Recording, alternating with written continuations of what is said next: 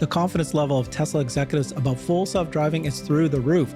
We'll show you comments made yesterday by Elon Musk, Director of Autopilot Ashok Goswami, and the Cybertruck Program Manager Wes Morrill. We're now seeing Tesla hitting one milestone after another as they head to the big Robotaxi event in about a couple weeks from now. In the meantime, we'll watch video clips of the co-CEO Waymo as she explains their strategy against Tesla. And a new report is saying Cruise is planning on restarting its autonomous driving in California after it paused operations when it ran over a pedestrian last year. Finally, it looks like institutional analysts like Goldman Sachs and Bank of America see the Tesla Robotaxi event to be a catalyst for the stock, but are expecting the $25,000 car to be the big win. So today we've got Hans Nelson joining us.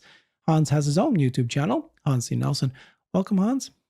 Hey, thanks for having me, Herbert. Well, I'm very glad you are here with me today because you follow Waymo and Cruise, Robotaxi, FSD. You're the guy that I've been going to just understand better. You have been doing deeper dives into the actual Smart Summon and new features that Tesla has released. So this is the actual Smart Summon, right? This is now out there and is being now widely distributed, both Hardware 3, AI 3 cars and AI 4 cars. Enables your car to come to you from anywhere in the parking lot. You can also send it to a location of your choosing, right? You can pick a location in a parking lot. And then I reported yesterday that the radius has gone up by 100 meters wide. So it's even much more wider how far you can go. Elon replied to that saying, you can summon a driverless Tesla from anywhere in the parking lot. And then he said, rapidly approaching the ability to summon from anywhere at all. What are your thoughts on what's happening there? It's great to see this feature rolling out, and actually, it's a very positive sign in my view that the radius of the area that you could summon from is actually increasing, and not just increasing, but increasing quickly. Like, this is only the second version that had actually Smart Summon on it, and for them to actually be willing to go ahead and make improvements to its coverage area is a positive signal. Performance seems like it's really good. It fixes so many of the issues that old Smart Summon had.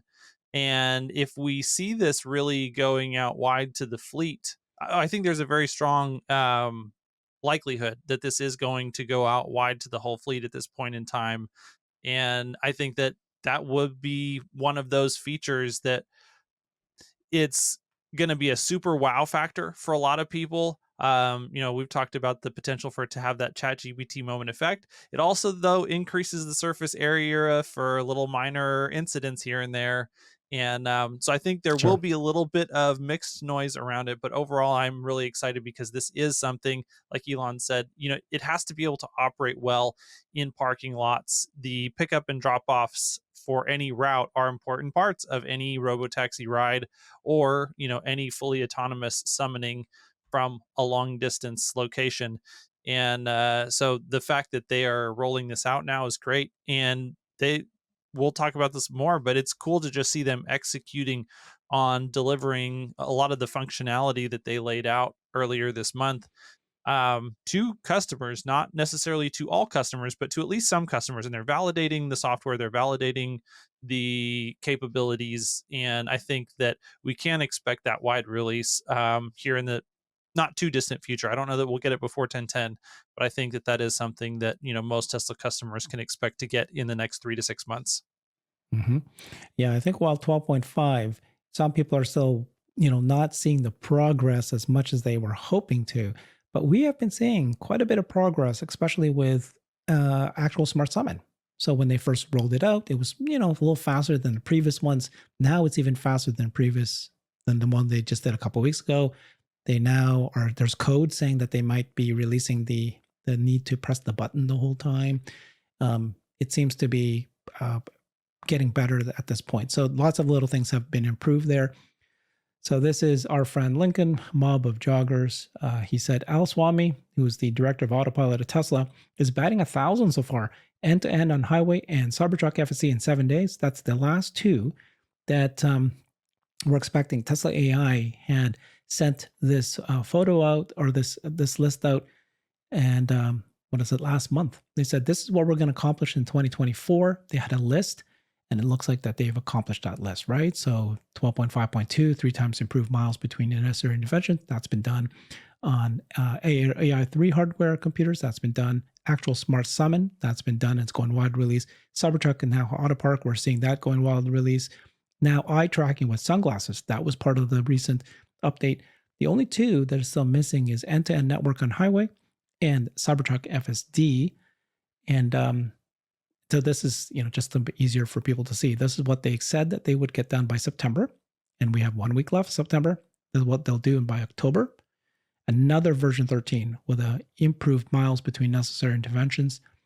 So Omar said only 2 points left to do for September. You have a week left. Cybertruck account, Tesla Cybertruck account came out, says waiting, Alice Swami, Ashok, we're waiting.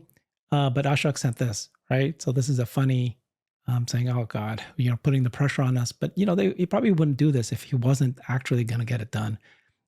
This is Wes. He's the Cybertruck program manager. And he said driving latest build tonight. So he's now basically telling you that I am driving a Cybertruck with the latest build on it. It ain't much, but it's honest work. So things looking like they're improving, eh? Yeah, I think there's a lot of noise around this because, the words release roadmap to a lot of customers implies that, those features are going to be released wide to the whole fleet. And that's not necessarily how it looks like Tesla is interpreting that. I do think that as long as it's being released through beta and it's reaching a small group of the early access program, and then maybe a little bit beyond that, Tesla internally is considering that success on those milestones. So I think that to a lot of customers, they look at that list and they say, hey, I don't have a lot of those features because I'm still on 12.3.6. And so Tesla hasn't necessarily accomplished those things, even though they're crossed off there in red.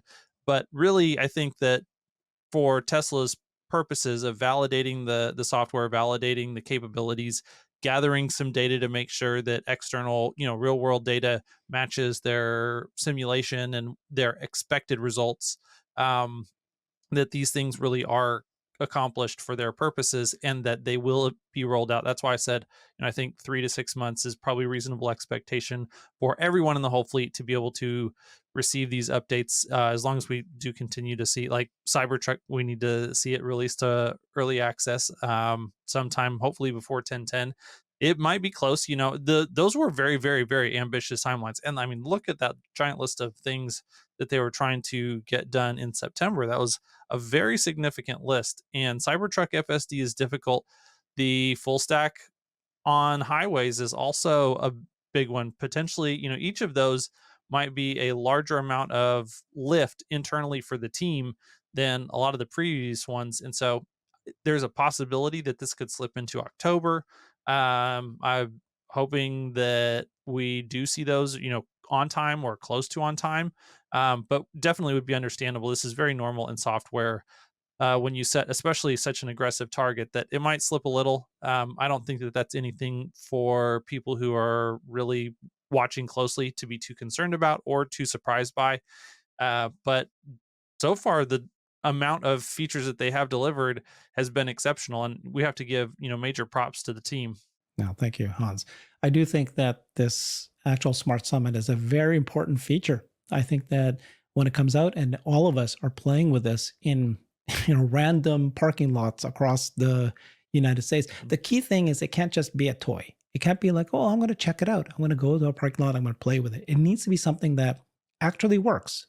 I'm actually going to leave a Target or Walmart or Costco, and I'm going to tell my wife, let's just sit here and wait for the car to come to us. If I'm waiting too long and it doesn't drive fast enough, I'm going to go, yeah, okay, it's interesting. But if actually is actually helpful feature, I'm going to do it. And if everybody's doing it, or a majority of people are doing it, then that is a potential for the ChatGPT moment.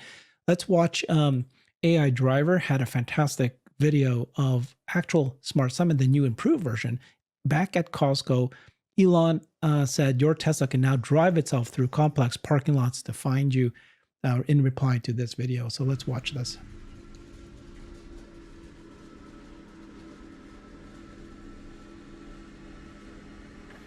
So right now, I'm pretty happy with that speed. This is a good speed. I mean, Costco parking lot, there's nothing you can do. You have to, oh my God, how did it know to go around that car? How did it know to go around that car, right? Yeah, I feel like that is a very impressive move right there. And then, waiting for the pedestrians, kind of Yeah. signaling intent. I'm just shocked that it did that, because normally you have to decide, is that car waiting for a parking, car on the left trying to get out of a parking spot? Are they just slowed down before they move forward? It decided right away. Yep. Okay, there's a And I have person to right there give with a cart. Yeah. I have to give JD props too for being willing to, do the summon so far away and not be able to have eyes on the car more closely to intervene in case. I Right. mean, like, you have to put a lot of trust in this software in order to be willing to let it make its own decisions But to be in clear, this type of an environment. he can see it. He sees the video on his phone. He can see this, what we're saying. Yep. There he is.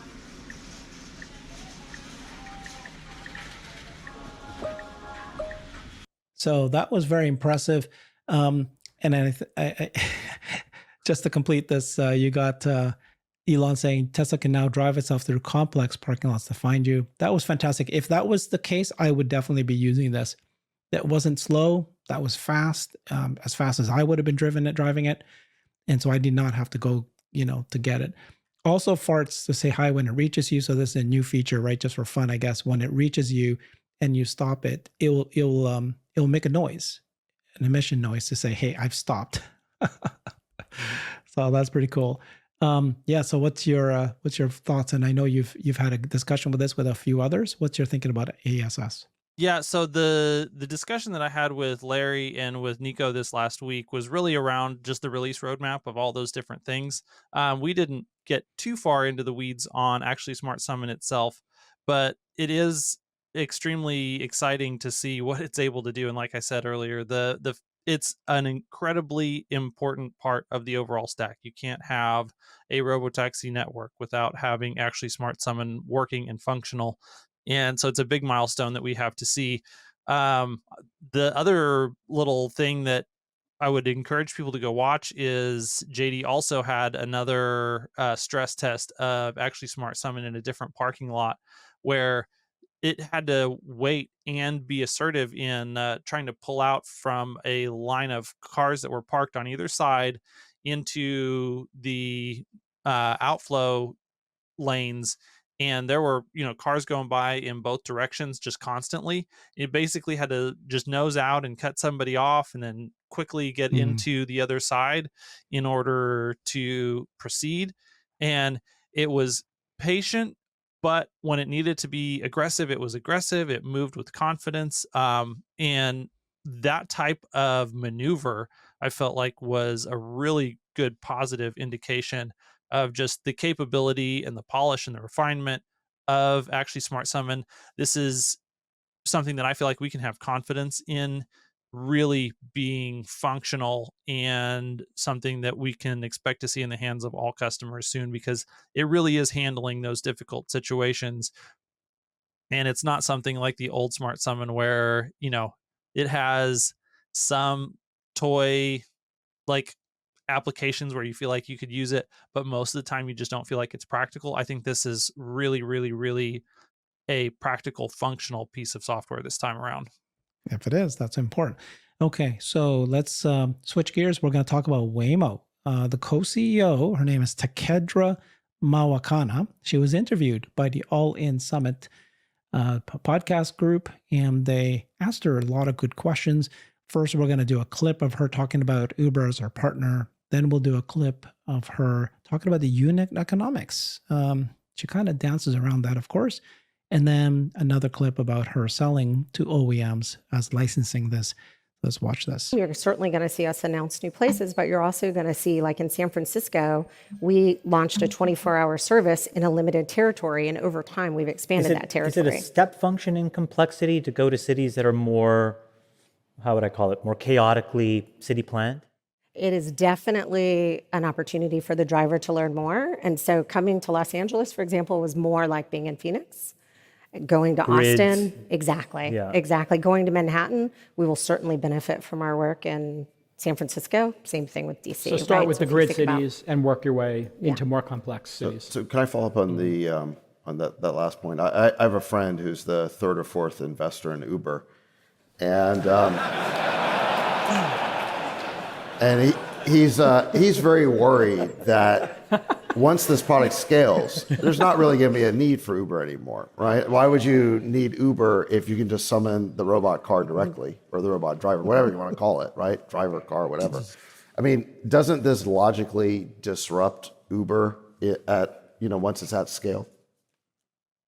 I think,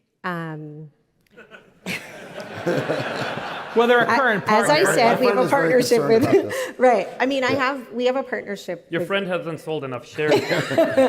Your friend's doing just fine. We have the partnership with Uber because we think it's important for us to create an AV ecosystem around this technology. Like, this isn't going to be, we've created technology and we're going to figure out everything ourselves. Like, that would be foolish and very expensive, and we'd never find ourselves profitable. But having companies that are experts in integration, having automotive partner, we're not building the car, having network partners, having fleet operating partners, public officials, like, there's a lot that is built around us. And these are the early days, the early innings. And so that's part of it, is learning. I'd say 5 years ago, people would say to me, network operators would say, oh, this is exactly, like, we know how to do this. Well, this is a constrained supply. It's not a supply you just surge. This is a driver that you need to understand actually how to operate with. And so I think we're going through those steps to learn together. And so what I would say is there's room for a lot of people under this tent. Okay, so there's room, there's lots of partners. What's your thought of what she was saying there about the partner? By the way, the joke was that Jason Calacanis, who was sitting there, he was the one that invested in Uber, fifth or sixth investor.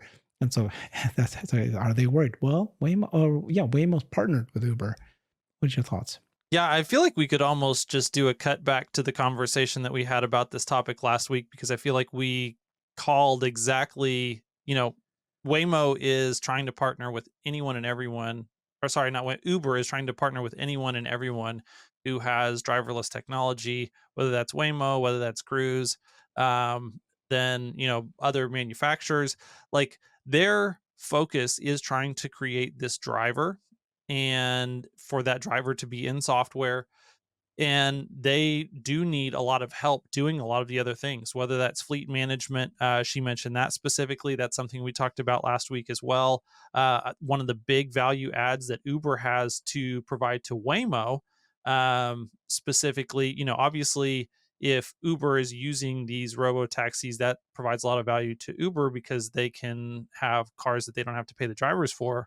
But on the flip side, Uber has done a whole lot of work to establish relationships with regulators and work in different municipalities. They operate at scale. They have a lot of infrastructure to handle the complexities of operating at scale. A lot of that is going to be necessary in order to do these rollouts city by city if Waymo happens to be the first one rolling out to a specific jurisdiction, and being able to go through someone like Uber to help smooth that process, I think is an advantage for Waymo. But yeah, Waymo's just not a company right now that is built for scale. This is something we have talked about many times here in the Tesla community. And because they're not built for scale, that means that they have to think about these strategic partnerships, and then that all those strategic partnerships have to go right in order for them to reach scale, whether that's, strategic partnerships with automotive manufacturers, or strategic partnerships with people who can help them manage the regulatory environment at scale. And so, I think those are things that are extra risk in their business model, on top of figuring out how to get, the unit economics right, which we'll talk about here in just a second. But it's very obvious in the strategic position that they're in that these were going to be the types of partnerships that they would be forced into making for the specific reasons that we talked about. Mm-hmm. Okay, well, she makes it sounds good. She's answered some questions, but you'll see here when they press her on unit economics, she won't answer the question. So just watch her body language to see what you think she's going to say next. Unit economics. So if you look at on the ride-hailing business, based on, I know a lot of people drive during rush hour, and then they don't need rides the rest of the time. So there's a lot of excess inventory sitting around. So if you look at the utilization of a car over its lifetime and the cost of the car over the lifetime, what's the breaking point where the unit economics make sense? Yeah. So your question of cost of car, we just don't break it out since we're not reported separately for Alphabet. We're just bundled in. The rumor is That's- $1.50 right now. It's close. Okay.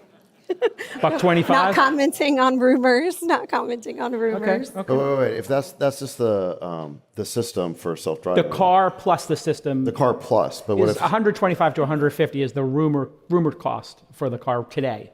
Execs is like, You're going to comment on the rumor? I love this. but that's obviously a lot more than a Tesla, right? So Yeah, how Tesla's does it stack up? 40,000, 50,000, yeah.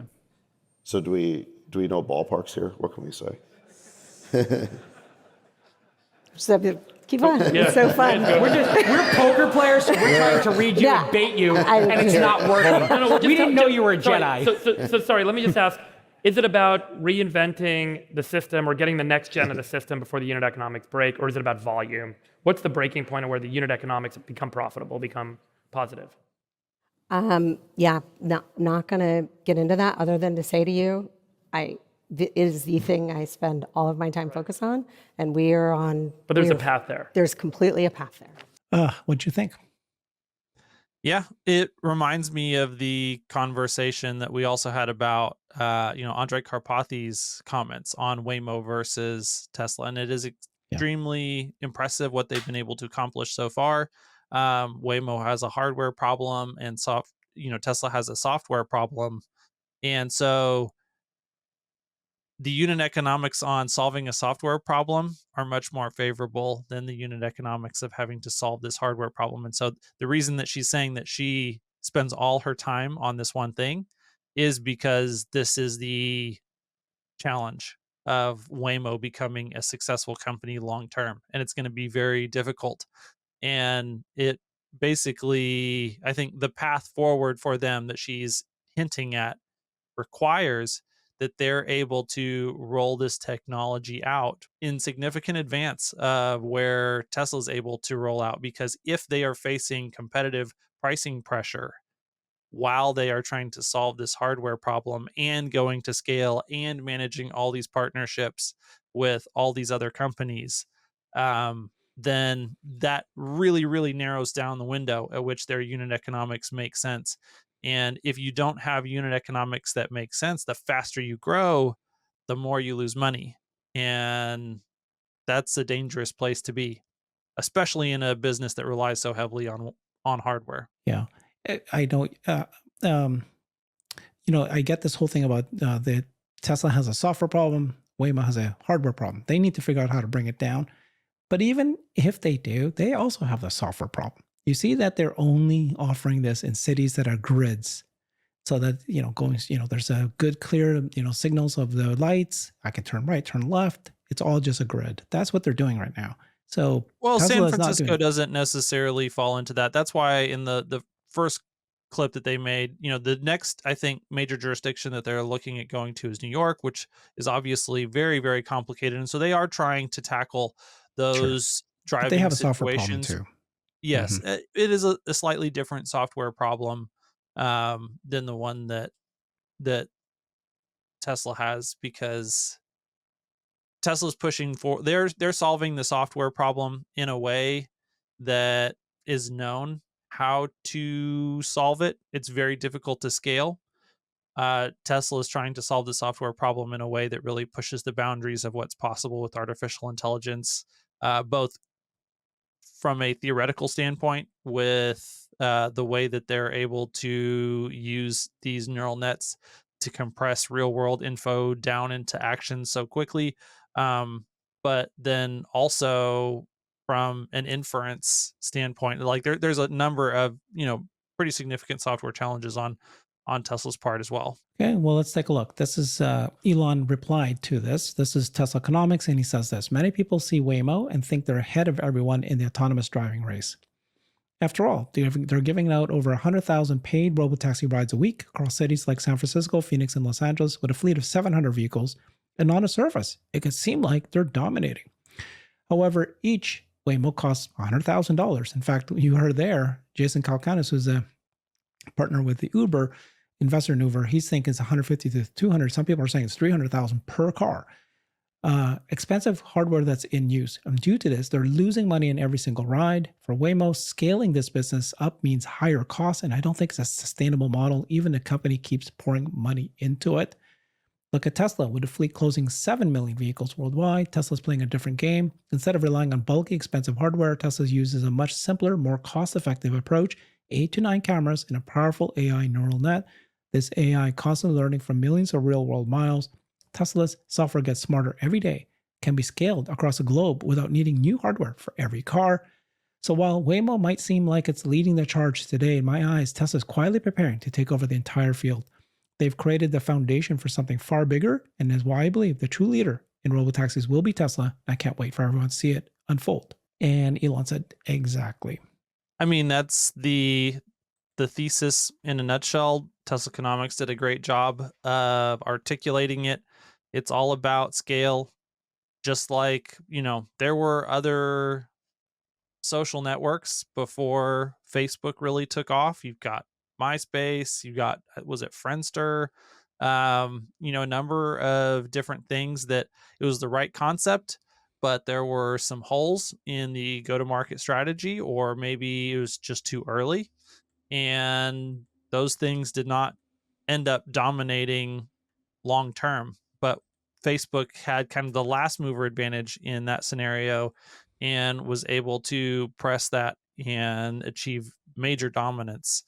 The same thing is likely true in our view for Tesla, that they may not have the first monetizable robotaxi service, but once they do have a monetizable robotaxi service, their ability to instantly go from, a 20 car trial to a million car global service is much, much shorter than anyone like Cruise or Waymo. Yeah. For people saying that Waymo's so far ahead, well, they have 700 cars and they have multiple cities, but they're charging. Okay, great. But what does that mean? 700 cars. Now, can they get to 7 million cars? Well, not anytime soon.